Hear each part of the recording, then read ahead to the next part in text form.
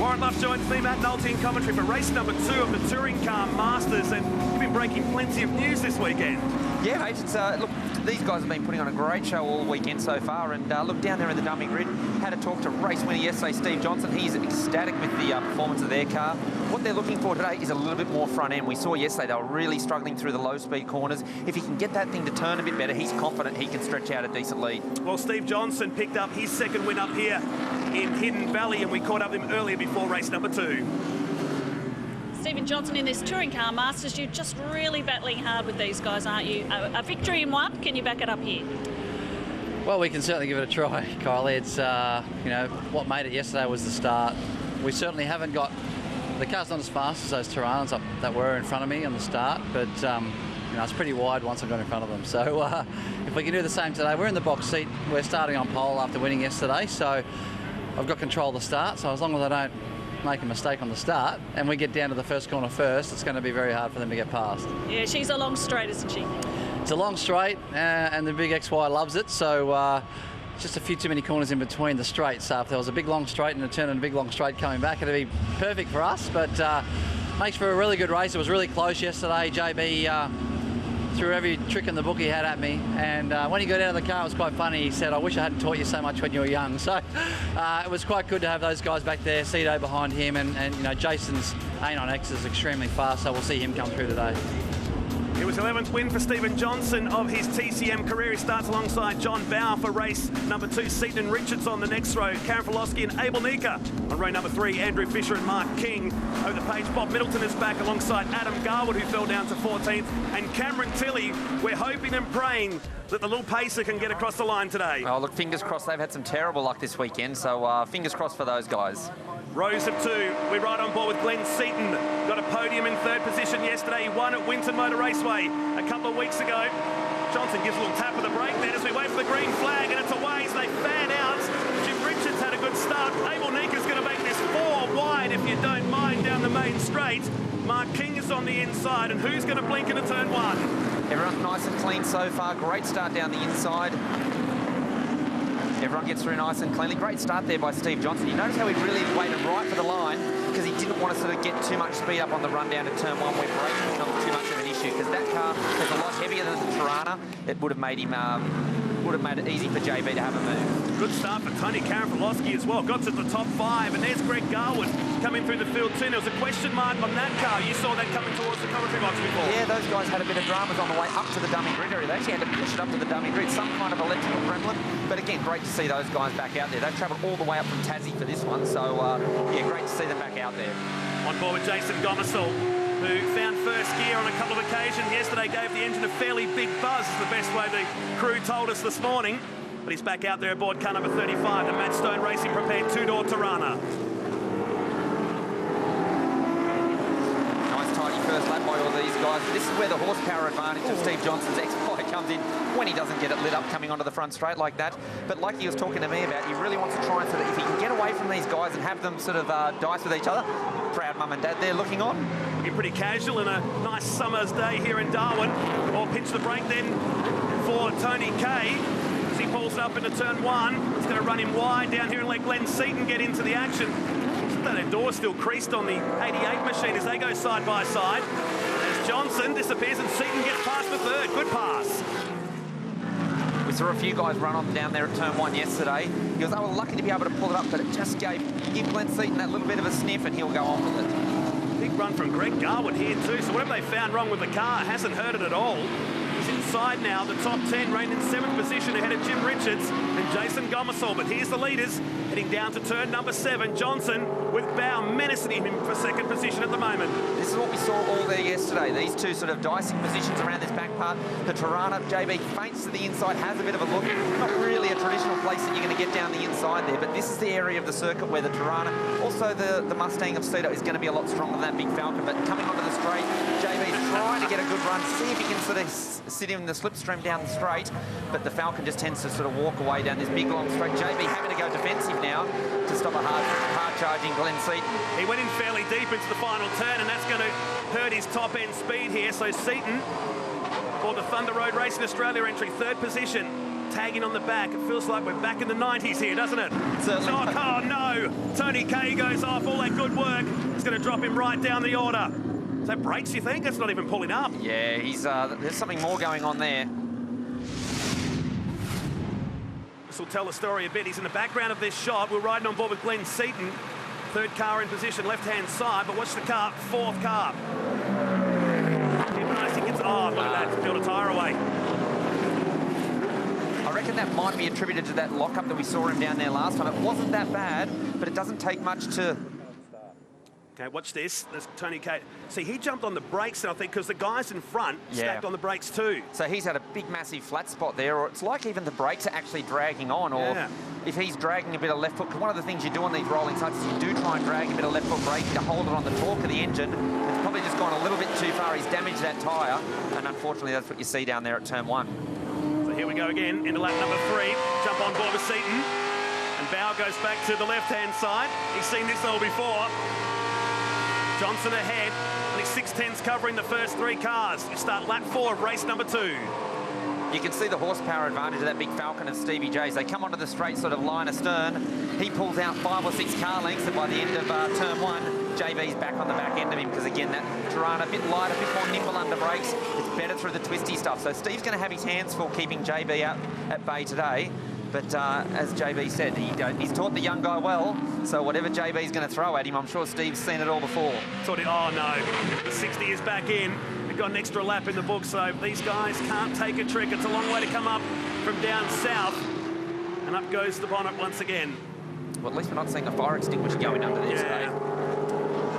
What a shame. He's back in the lane. The top 3 now, 3 seconds clear of Eddie Abelnica, who runs 4th. Richards in 5th position now. Johnson searching for 2 wins in a row here today. I tell you what, the man that's got pace in this top 3 is definitely Glenn Seaton, fastest first sector of the race so far, and he's really a man on a charge. If he can just get that little bit closer to JB, it'll be interesting to see if he can then do something about Steve Johnson. But again, these guys have been racing against each other for, not years, these guys, well, JB and Seto, these guys have been racing against each other for decades now. So. Wow, as long as I've been alive. Heading down to turn number 1. I remember watching these guys as an 8-year-old. It feels like yesterday. Here's Bob Middleton behind the car he owned. That's Mark King, his teammate. With Greg Garwood, car number 21, the Tasmanian. His son Adam in the field as well, but running back at 11th, having a bit of a lonely weekend after some success down in Adelaide and a podium position at Winton a couple of weeks ago. Yeah, I was having a talk to Adam prior to this race. The horsepower of that car is not quite where it needs to be in comparison to some of these other cars, and that's what he's finding really hurting. But he's loving his first experience up here in Darwin. Loves the track, loves the event, as does everyone that comes up here. Absolutely. On board with Seaton. It's a downhill section through turn 7. You've got to be patient. And not much you can do around here, but get yourself set up nicely for the run out the final turn.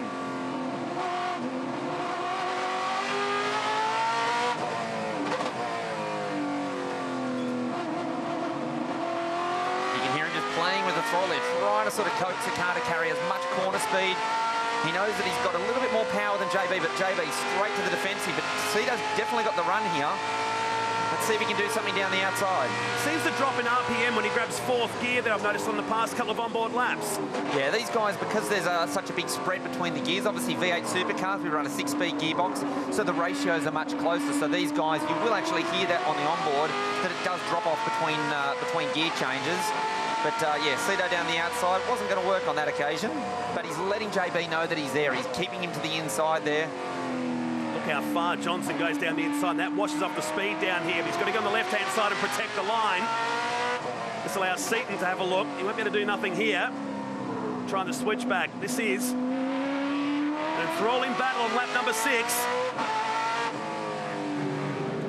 You can definitely see that Steve Johnson is actually holding these guys up. If they were to get past, they could definitely sort of stretch away. But Steve's not doing anything that he shouldn't be doing out there. He's driving a nice, clean race. He's sort of keeping the elbows out. He's being a little bit defensive where he needs to be. I think probably JB's the one that's the man in the hot seat at the moment, because he's obviously trying to get past Steve, but he's wanting to sort of defend himself against Cito. So it's always an awkward position when you're that one car in the middle, because you're trying to move forward, but you're trying to sort of protect as well. So you're the one that's you've definitely got a lot of work on your hands out there. Here's Jason Gomersall running inside the top 10 now in 6th position behind Jim Richards. Also fastest lap of the race there for Jason Gomersall at a 13.7, so he's definitely the man on the move out there. Like, he's nearly 9/10 faster than the front guys. That's Richards ahead, and Eddie Abelnica. These guys are 3 seconds behind the top 3, so having their own little race here at the moment through this flip-flop section. Mostly they just lift off the throttle before they get to that, because it goes uphill and just drops all of a sudden. Yeah, the TV doesn't really do it justice, but there is a bit of a sort of a uphill stretch there, and as you come over and you brake there into 5, it's very easy to lock an inside front. So they roll out of the throttle, try and transfer the weight forward so that when they get on the brakes, the car's actually got some pressure on the front wheels. Turn 7 on lap 7. Great crowd here today at Darwin's Hidden Valley Raceway, getting set for 200 kilometres of the Crown Bet Darwin Triple Crown this afternoon. Be a nice spot to sit up there at Shenanigans Hill. That'd be lovely to sit up with a nice cold beer. You can move the commentary box up there next year. Onto the main straight they come again, and John Bowe closer than ever to Steve Johnson. Maybe Seaton can push him in the draft along the main straight. Bit of NASCAR style bump drafting, you think? It's been great racing all weekend long. Lots of respect given. You think so after this many years? Well, you'd like to think so. Don't put the commentator curse on him again. Yeah, I know. I'll shut up. But you can see down the front straight, the great thing for Steve is he doesn't have to go defensive down at that turn 1, because that's where his car's got the advantage. He's got that straight line, and now around the back section, he's going very defensive. JB got the headlights on. I'm pretty sure Steve knows that he's there. I don't think JB needs to have the lights on. You watch, Steve will try and go nice and defensive up here. Doesn't go all the way to the inside, but covers him enough so JB just knows that there's no point in pushing on with it this time. So what JB's trying to do is he's trying to get Steve looking in his mirrors to see if he can drive him into a bit of a mistake, because he knows that sort of turn 1's not going to be an option unless Steve makes a mistake down there. So he needs to get it done somewhere around this back section. So turn 5, the hairpin at turn 6. Sometimes you can sort of fire one down the inside here coming onto the front straight. That's more of a bit of a last lap desperado kind of a move. It's usually sort of ends up with a bit of side-to-side contact, but in the run to the finish line, you can sometimes get it done. This is Wayne Mercer down the inside of Adam Garwood at turn number 6, having a great little battle down there for the top 10, and that's going to be an expensive little hit on the big GTHO Falcon. Lights it up on the way out, gets out of the throttle. Unfortunately for Adam, he just tags him on the way through. JV to the outside, no! That was never going to work. 10 out of 10 for having a crack, but he's going to find the weeds and the wildlife on the outskirts, and now drops in behind Jason Gomersall. Yeah, that was unfortunately never going to work, because when you start having to move around under brakes, you're taking away the braking efficiency of the car, and he just couldn't quite get it done, and unfortunately for JB, sends it down there in the weeds. Damage to Wayne Mercer's car after contact. There's the replay. As soon as he moves back across, he's just not getting as much braking on the front axle as he'd like. And from there, unfortunately, he's a bit of a passenger. Great job to hang on to it. But, yeah, as I said, dropped a couple of spots there and comes back on behind Jason Gomersall. Glenn Seaton would have been smiling more than usual when he saw that happening. Even more so for Gomersall, who was battling with Abelnica here. And it's not how you merge back on the road, is it? Where's the indicators? Here they come through. End of lap number 9. And now Glenn Seaton is the next of the enemies on the back of Stephen Johnson, former teammates back in the mid-2000s at Dick Johnson Racing. The tough thing for Steve is Cito's car's got more horsepower than JB's Torana, so the advantage that Steve was getting down the front straight is not going to be quite as great. So he's going to have his mirrors full of Glenn Seaton coming down here into turn 1. Great battle for Abelnica, Gomersall and Bowe, who dropped back to 5th after that moment at this corner on the last lap. And Glenn Seaton is all over the back now of Steve Johnson, who had a moment coming out of turn 2 then. Last lap. This is going to be interesting on the run down to turn 6. Cito's trying to get Steve to go in early here, try and get better drive. That's not going to cut it for Cito, and unfortunately he's put himself to the outside, so that's one less spot where he's going to be able to overtake. The last opportunity for him is really, unless Steve makes a mistake, is if he can fire one down the inside at turn 14. It's a risky move though. Johnson's just stacking him up, wasn't he, to 7. He's not going to get past through here. Steve's seen this all before. He knows how to play the game. He's been in this position many a time. He's also been the guy behind, so he knows what he needs to do. He just needs to make that XY as wide as he can for the last couple of corners here. Cito had to think about it, but you see Steve covered the inside there, took the advantage away. Thanks for coming. And that's all she wrote. Steve Johnson will go back-to-back here at Hidden Valley Raceway today. Race 2 of the Touring Car Masters. It's only a couple of car lengths at the end. Glenn Seaton will be second, Eddie Abelnica third, Gomersall up to fourth in the end. Bowie spun back to fifth position. Richard sixth, Fisher, King, Garwood and Greg Garwood completing the top 10. And the bad news for these guys is later today we reversed the top 15 and then put them to the back of the field for the Shannon's Thunder in the Valley feature race. They won't stop these guys. No, big thumbs up there from Cedo for Stevie J. The great thing is these guys are all mates off the track and they go out there, they have a ball. Steve's obviously enjoying himself this weekend. Great to see a good mate of mine out there winning some races. So cool to see these names still racing around after all these years. But Stephen Johnson, another race win to add to his tally ahead of Glenn Seaton, Abelnica, Gomersall, Bowen, Richards. Down to Fisher, had a quiet race back there in seventh. And then Adam Garwood ahead of Dad Greg Garwood inside the top 10. And Rusty French, Wayne Mercer, Bob Middleton, Nigel Benson down to Michael Cannon. Tony Karanfilowski went off on lap 2. And poor Cameron Tilley is still having dramas aboard that pacer.